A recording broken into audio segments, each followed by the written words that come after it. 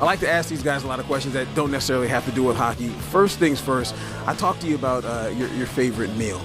A lot of guys, they like steak. What's a favorite meal that you like to have? Maybe pregame. On the road or pregame, it changed. I don't have I cut a long time ago those superstitious trends, when you eat always the same thing. So right now, the night before or even pre-game, I'm gonna try to go with some kind of fish, salmon, rice, a little bit pesto, like something. I used to go with pasta and vodka sauce and all those things, and I change a bit, but it's all I feel. Maybe I tell you that, and in 3 days from now, I'm crushed on pasta. I don't know. See, that's a French guy going with something special like that. Now, obviously, you're a tough guy. You're a tough guy.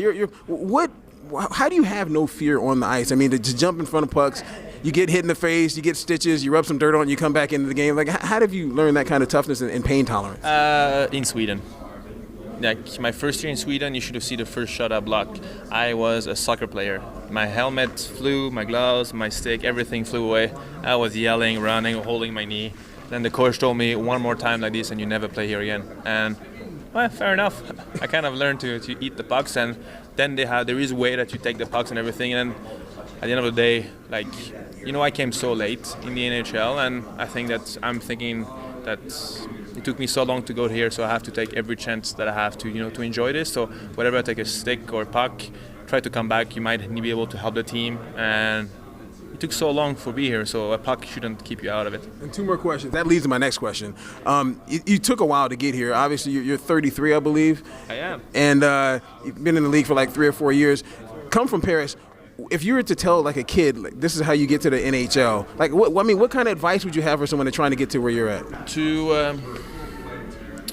I had a lot of fun, a lot of fun playing hockey, but I at one point I understand that I was lucky to meet the right people and to listen to the right people. When I was talking with an older player, maybe I would grab just one sentence, that sentence would carry on for me. And at one point, you have to understand that if you're in France, which hockey is not the sport number one, you're gonna have to work way, way harder than guys that are here to be able to one day arrive here. I never worked to be able to be in the NHL.